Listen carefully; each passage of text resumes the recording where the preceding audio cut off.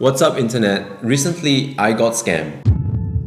Even though I have a little smile on my face now, it was not a pleasant experience and I 10 upon 10 would not recommend it to anyone. I had paid a lot of money for a camera on eBay which never arrived. As when things go wrong, I don't know about you, I tend to obsess over the things that I could have done differently that might have prevented the thing from happening. And of course, I want to learn from my mistakes so that it doesn't happen again. And in this process of deeper examination and reflection, I realized that there's one thing that I do when it comes to making decisions about buying things in particular that really has cost me a lot of time and energy on many occasions, and in this case cost me a lot of money. So maybe you're just someone who's interested in making better decisions for your day-to-day life, because we make a lot of decisions and this is an important skill to cultivate. Or perhaps you have suffered from indecision in the past and paradoxically maybe you enjoy having options but struggle to make a choice. Or maybe even specifically you're just starting on YouTube and you're having a hard time deciding what camera and what gear to pick. Then this video is exactly for you, because what I'm about to share with you is going to help you improve your decision-making ability.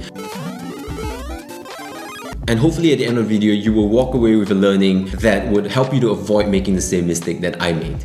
Hey, in case you haven't met, my name is Trey and this channel is all about self-improvement. So if you're interested in becoming a better person by understanding tools that you can use for developing better relationships, as well as self-improvement, be it meditation, spirituality, creativity, decision-making as is covered in this video, come along for the ride, hit subscribe, and I would love to connect with you. Alright, so here's what happened. As some of you might know, I recently got started on YouTube. How do you do, fellow kids?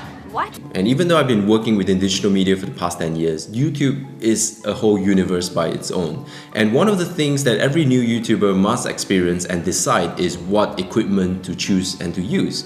So what kind of microphone, what kind of lighting, and most importantly, what kind of camera. So I went through the same process. I knew nothing and still know quite little about cameras, so I had to invest a fair bit of time researching which was the camera that was best for me, that would fit my needs and my budget. And after a few hours of research, I eventually found a camera that seemed to do the job. It was the Sony ZV-1, a point-and-shoot camera by Sony built as the vlogger's camera. I bought it and I used it to shoot my first video and it looked fine, but at the back of my mind, I kept thinking about the other option that I could have gone for, which was the Canon M50. A lot of YouTubers speak very, very highly of that as the camera that you should start out with. Also primarily because it has interchangeable lenses, which gives it a bit more flexibility. These lenses are good investments because they don't really drop in value even after a couple of years of use. So I was a little bit worried about the longevity of my ZV-1 because it was a point and shoot. I just had this idea that maybe its value would drop dramatically after a couple of years. I couldn't shake off that thought and I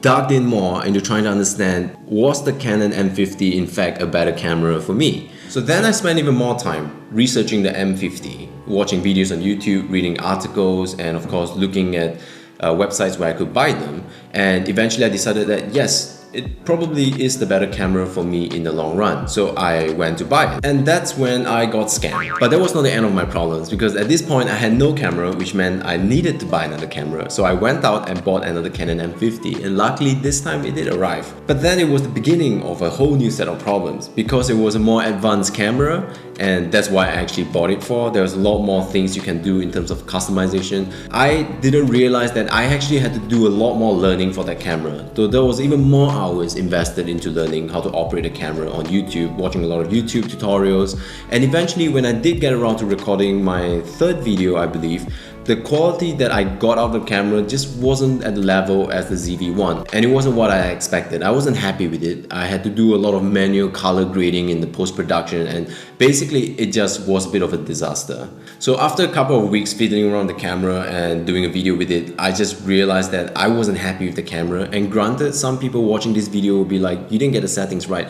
Probably I didn't, but it was just a lot more complicated than I would have liked. So I decided to sell the camera, and guess what camera I'm using right now? I actually am using a ZV-1 again. There are two types of people when it comes to making decisions. There's the first type, which is the maximizers, and as the name suggests, these are people like myself who try to find the best decision and the best solution when we are trying to make a decision. And this usually involves collecting a lot of data points so that you're most informed to make the best decision possible. And then there are the satisficers. Satisficing is a combination of the words satisfaction and suffice, and it was first coined by an American scientist and Nobel laureate Herbert Simon in the 1950s. To satisfice is to pick the first option that comes your way that meets your base requirements. In my case, the camera just needed to be high definition, within my budget, and relatively easy to use, which actually the Sony ZV-1, the first camera, actually did meet that option. So instead of exerting the maximum effort to achieve the optimal outcome possible, satisficing is a very pragmatic approach towards making decisions.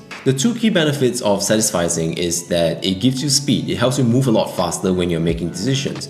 And the second thing is that it keeps you from getting paralyzed from pursuing the perfect into trying to find the best possible solution. The key drawback is that when you satisfice, you tend not to arrive at the best possible solution, which I think is a pretty reasonable trade-off in most cases. So the other interesting thing about satisficing and maximizing is I believe we tend to maximize in areas where we have expertise in, areas where we have some sort of emotional investment / identity with. So for example, the things you don't care about, obviously you don't really care about. For me, I like drinking coffee, but I don't have the most sophisticated taste bud in the world. I look at the menu and I'm reading the description and they'll be like, oh, there's a hint of chocolate and a touch of ginger. I'm like, that sounds amazing. And then I drink it and it's just like, okay, this is sour. A couple of my good friends who are really into coffee, I can't really tell the difference and I'm not so picky. Compare that against something like tech and tools, where I have a lot more experience in. I've tried a lot more things, which means that I know the amount of options that's out there and which can in turn come back to cripple me because I know there's always something better out there, and because I have built an identity around this area where I have some expertise in.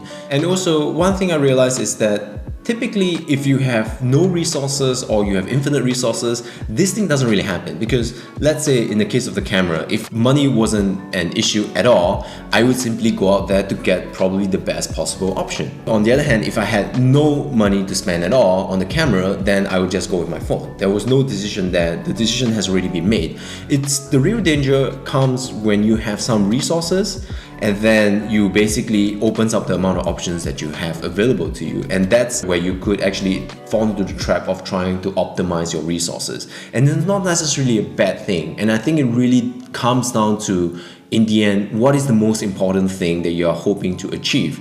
In the case of my story, what I really needed to do and what I really want to do is to make more videos and get good at making videos. And this entire camera thing not only led to me getting scammed, which led to me losing money, but it also actually caused me to lose quite a lot of time that I could have otherwise invested in making more videos. In summary, there's a saying, the secret to happiness in life is to have low expectations.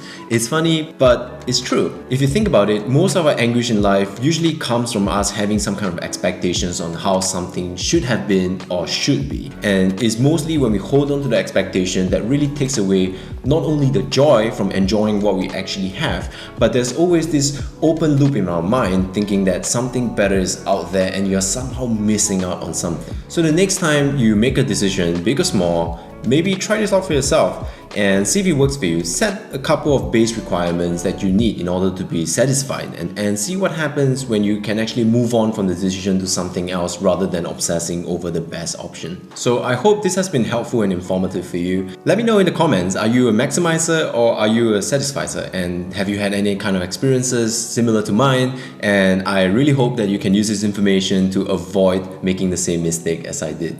I'll see you out there in the internet.